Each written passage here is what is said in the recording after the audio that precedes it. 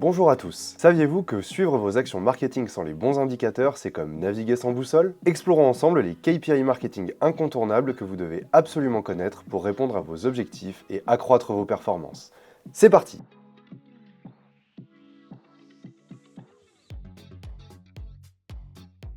Commençons en douceur avec le trafic organique. C'est simple, il mesure combien de visiteurs arrivent sur votre site internet depuis un moteur de recherche comme Google ou Bing. Par exemple, quelqu'un qui trouverait celle-ci en cherchant CRM sur Google. L'évolution de ce trafic vous montre si vos efforts d'optimisation pour les moteurs de recherche portent leurs fruits. On parle ici de SEO, pour Search Engine Optimization.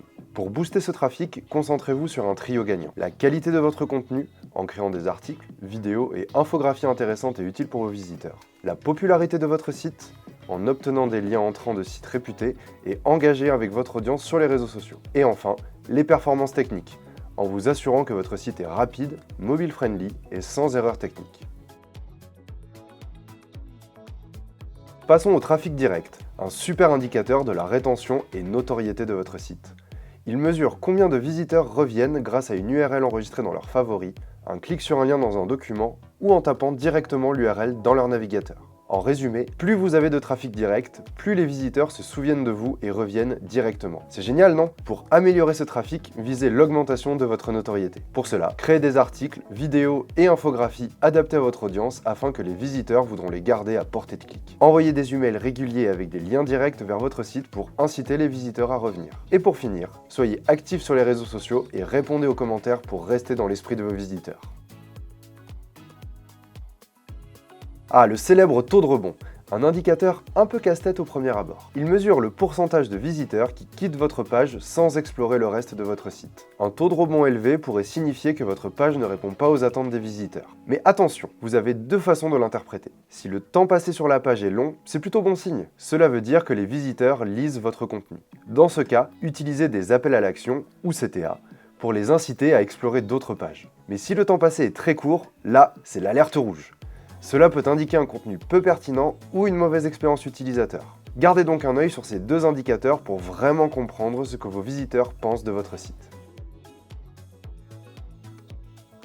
Parlons maintenant de la délivrabilité. C'est un peu le passeport de vos emails pour arriver dans la boîte de réception de vos destinataires. La qualité de vos emails et de votre infrastructure d'envoi joue un rôle crucial. Assurez-vous de la fiabilité de votre base de données et n'envoyez des emails qu'à des prospects qui ont donné leur consentement explicite. Cet indicateur vous montre si vos emails réussissent à éviter les filtres anti-spam, qui est le pire ennemi des marketeurs. En France, le taux de délivrabilité des emails atteint en moyenne 95%. Si vous avez jusqu'à 5% d'adresses invalides, ça passe encore. Mais si vous dépassez ce seuil, cela commence à devenir un vrai problème. Un taux de déperdition trop élevé peut vous causer de sérieux ennuis. Mais avec des solutions professionnelles comme le module marketing de celle-ci, vous maximisez vos chances de passer ces obstacles sans problème. Comme son nom l'indique, le taux d'ouverture mesure combien de personnes ont ouvert votre email après l'avoir reçu. Un bon taux d'ouverture se situe généralement entre 15 et 25%. Si vous êtes dans cette fourchette, c'est génial, vous êtes sur la bonne voie. C'est un super indicateur pour savoir si vos messages captent l'attention et si votre liste de contacts est de qualité. Cependant, si malgré plusieurs essais pour rendre l'objet de votre mail irrésistible, votre taux d'ouverture reste aussi bas que le moral d'un lundi matin, voici quelques pistes à explorer. Votre message ou offre n'est pas assez intéressant, votre email est envoyé au mauvais moment, ou bien alors votre carnet d'adresses ne correspond tout simplement pas à votre offre. Dans ce cas, testez, ajustez et testez encore pour trouver la formule gagnante.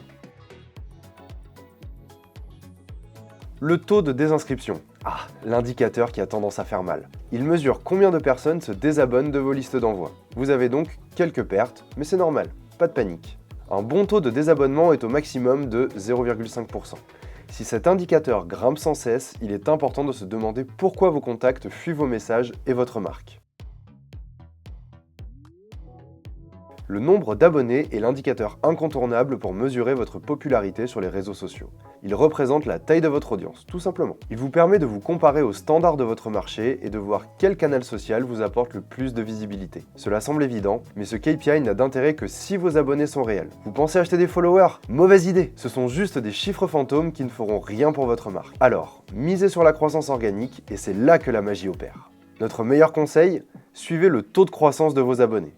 C'est une super technique pour voir comment votre audience évolue en gardant un œil sur vos nouveaux followers. Parlons des impressions générées. C'est le nombre de fois que vos publications sont affichées. Ce KPI vous donne une première idée de la visibilité de vos posts. Mais ne vous emballez pas trop vite, cela ne dit rien sur les interactions. Pour cela, on parlera de l'engagement après la portée. Donc, c'est un bon début pour voir si vous êtes vu, mais pas encore si vous êtes adoré. Une dernière astuce pour la route. Le calcul d'une impression peut varier entre LinkedIn, Facebook, Instagram, YouTube ou encore X. Certains réseaux sociaux parlent de vues ou de couverture, ce qui n'est pas la même métrique.